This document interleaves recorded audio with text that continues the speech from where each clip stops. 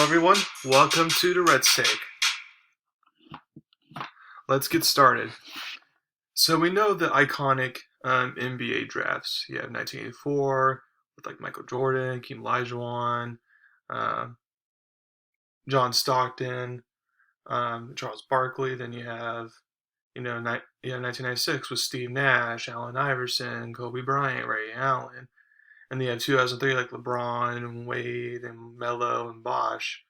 Well, I feel like the NBA draft that happened Thursday night will be one of those drafts. I feel like it'll be a very iconic draft.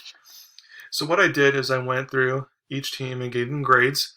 Now, if a team didn't have a pick, then I don't give them a grade. But for a team that made a pick, I give everyone a grade like I do for the NFL draft. So let's start with Atlanta. So for Atlanta, I give them a B, and here's why. So I was surprised that the point guard from Auburn, Sheffrey Cooper, fell all the way down to pick 40. I was so surprised. So even though Atlanta already has, Trae Young, they might lose Lou Williams to free agency, and if that happens, then you need a backup point guard.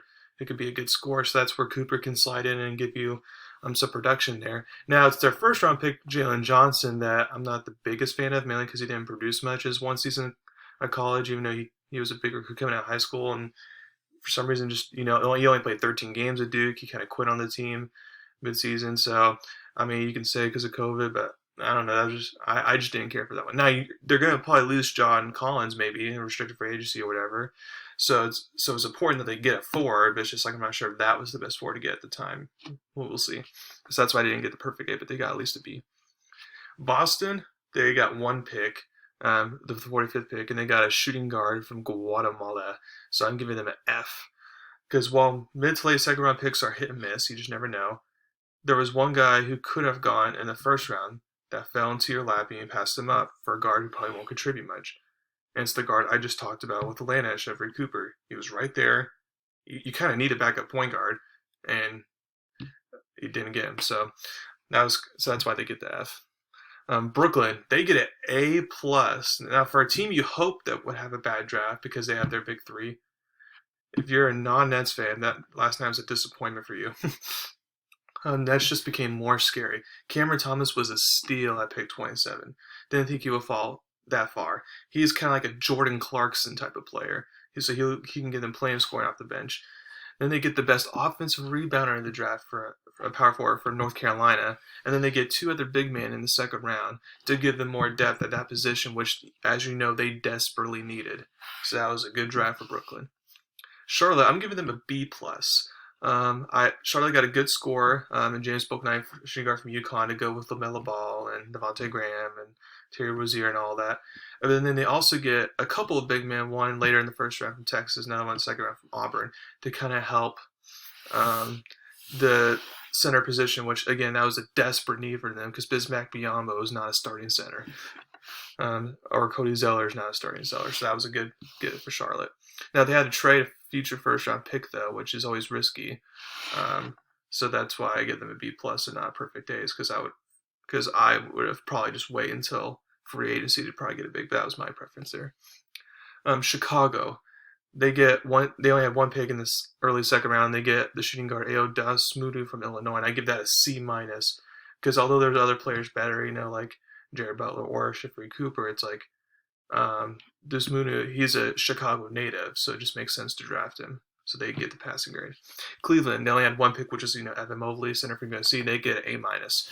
Well, you already have a good center in Jarrett Allen, and we know they're going to need at least another power forward or center because Kevin Love is going to most likely be leaving, and Evan Mobley can fill that type of role that Kevin Love had. He's like Chris Bosh on the offensive end, and then he can be Anthony Davis on the defense. That's a scary combination there. And if you're Cleveland, that's the type of person you need. Dallas didn't have a pick. Denver, they had one pick in the late first round. They got a point guard, Nishan Highland from VCU. I give this grade a D. The only reason they didn't get complete F is because they needed to draft a backup point guard, and they did that. So I'm not gonna fault them for that. It's just that's not the point guard to draft, though. In my opinion, I thought that was a second round kind of pick. But who knows? Maybe I'm wrong. Detroit, I give them an A. When you get the number one pick, it's hard, to fail or even get a C at that point. You're gonna get a good grade if you get the number one pick, most likely. Unless you're Philadelphia and get Markelle Fultz or something like that and screw up there.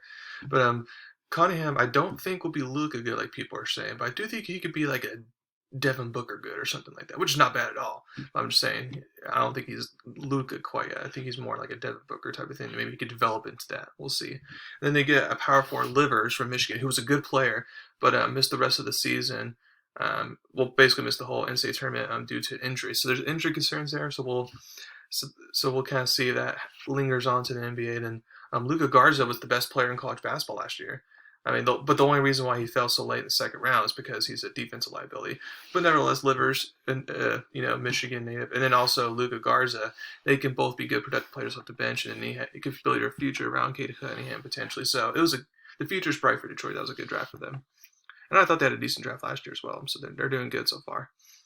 Golden State, I give them an A minus. I know they tried to trade the picks, but since they didn't do it, that's why they didn't get the perfect score, because that's what they should have done. But they got good players with those picks, though.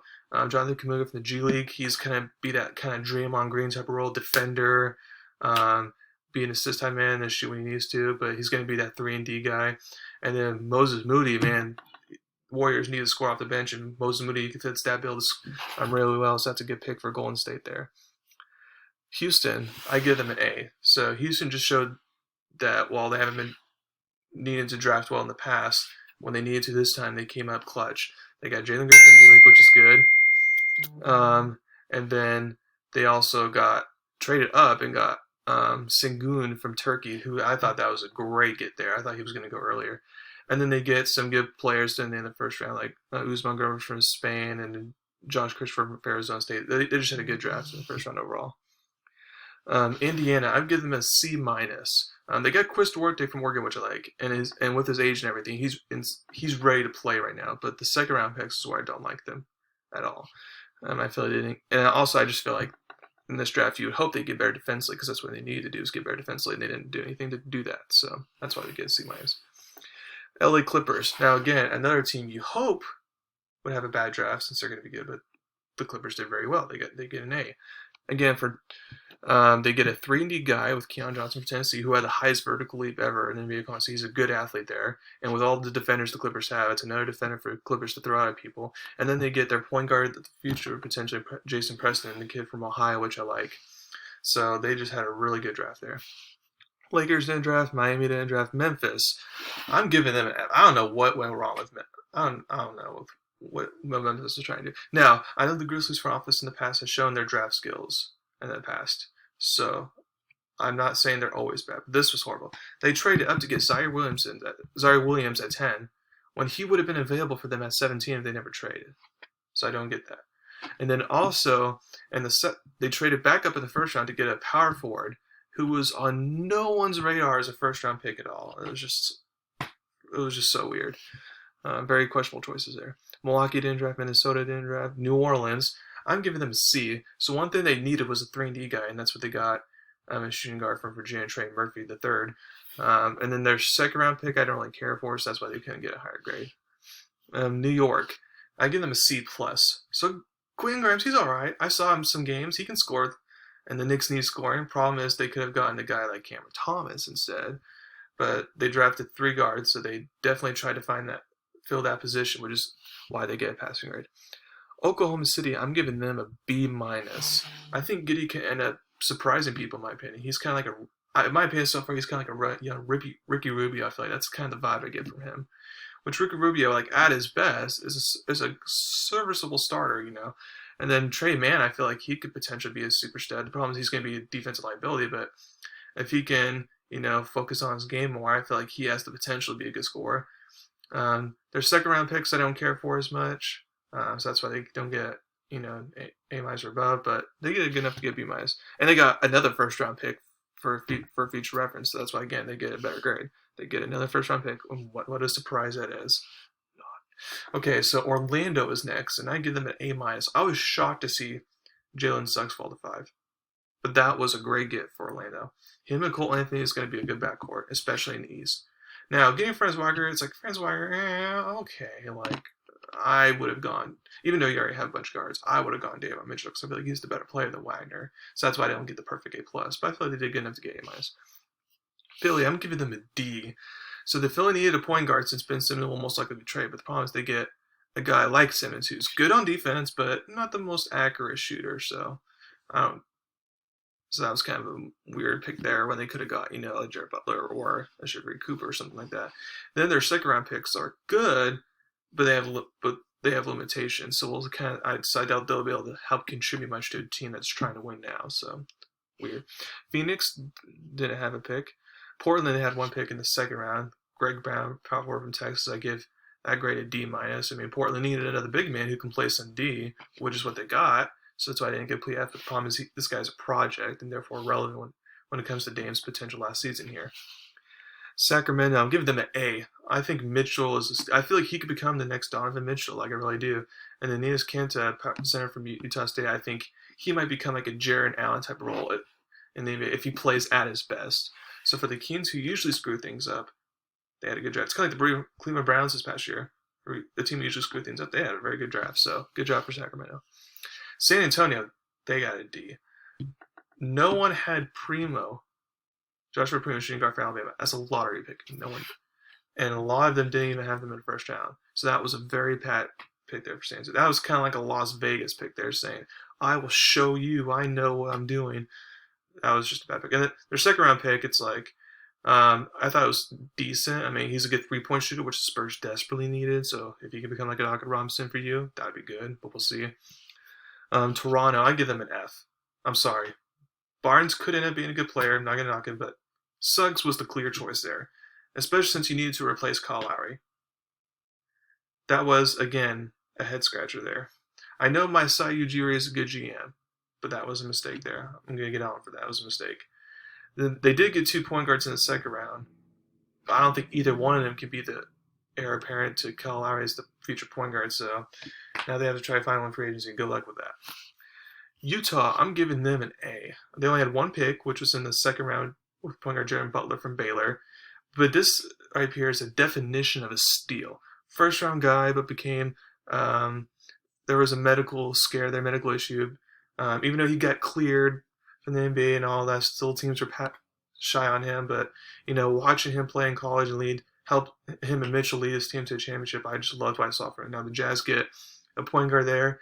And I feel like he can be coming off the bench and kind of help run the second unit. Because while Jordan Clarkson gets scoring guard, he ain't a point guard. You need an actual point guard running that offense. So when Mitchell and Conley go to the bench, assuming Conley stays, bam, Jared Butler can be certain in play. And then I feel like once Conley eventually leaves in 3 or 5 years, assuming he stays with the Jazz for that long, then Jared Butler could be the future point guard for the Jazz to be with Mitchell Gobert. And last but not least, Washington. I'm giving them a C. Kispert kind of reminds me more of an athletic Kyle Korver, so that's not a bad player to get. But it's too bad they couldn't get a point guard since Westbrook is gone now. They did get Isaiah Jackson, which is a good rim protector and defender, which Washington desperately needed there. And then they get another power forward from the G League, which is good because G League players already been playing professionally. He can maybe come in and try to contribute, but yeah. So I was kind of like, I think he did good enough to pass, but nothing more there. So there you go. So those are all my draft grades. So I'm going to actually be coming out with a couple more podcasts today. Kind of special because free agency for the NBA will start on Monday. So I want to go over my free agency predictions. So I'm going to be going over that. Thank you very much for listening to my podcast today. Please subscribe to my channel and learn about me. Thank you very much, and y'all have a wonderful day.